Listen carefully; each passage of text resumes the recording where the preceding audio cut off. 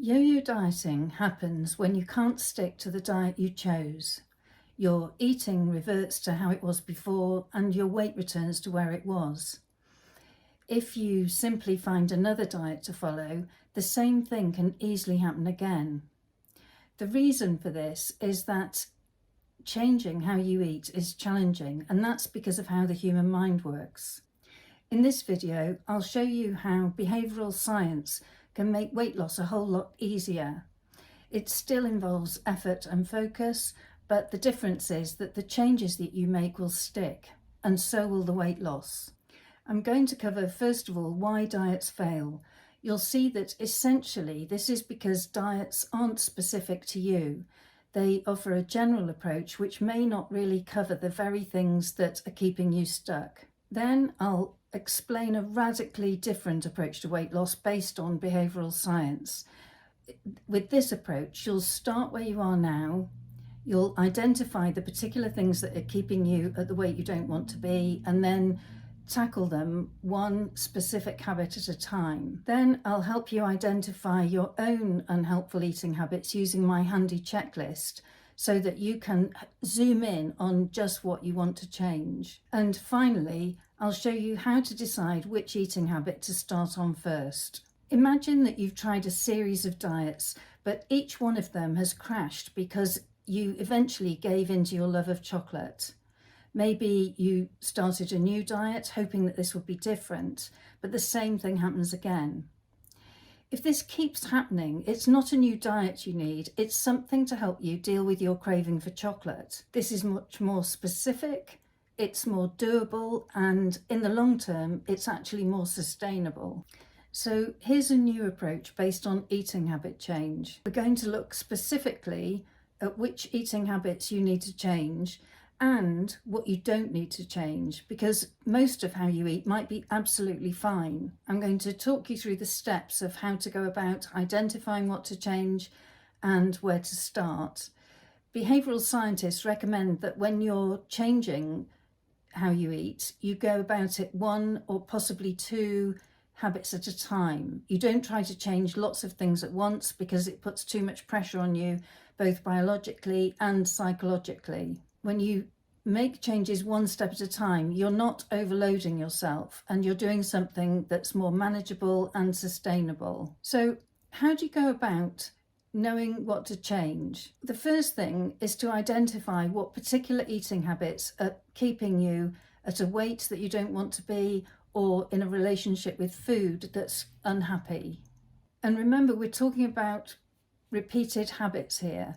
A single large meal doesn't make us gain weight any more than one tiny meal makes us lose weight. So what we're interested in is the things that you're doing day in, day out that are affecting your eating and your health and your weight. To help you identify your own unhelpful eating habits, here's my handy checklist, one that I developed on the basis of what people were telling me time and time again had stopped them losing weight. There may be many items on this list that you recognise, or there may be just one or two. It's not comprehensive, this list, so if there are particular things that you do that you feel you would need to change, then you can add those to the list. Like if you regularly stop at a cafe and when you buy coffee, you eat a piece of cake, whether or not you're hungry and you regret it afterwards, that might be a particular cake with coffee habit that you want to change. Just add it to the end of the list. So just go through the list, tick the things that apply to you, and then we'll look at where to start. To know where to begin, once you've ticked the things that apply to you, you ask yourself two questions.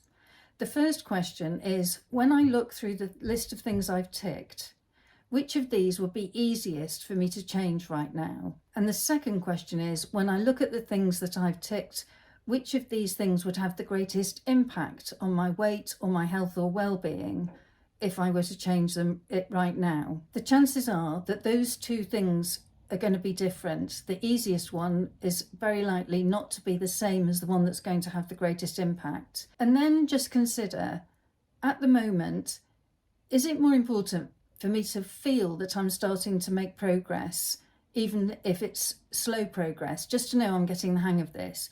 in which case you'd want to go for the easier thing to change.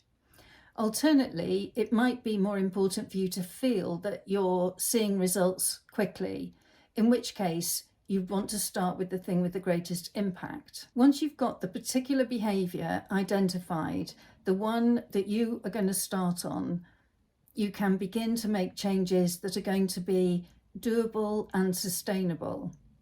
And in the other videos on my channel, you can see that you've got lots of tools and insights from psychology to help you do this. If you want additional help with this, check the video description for links to ways in which I can offer you professional help.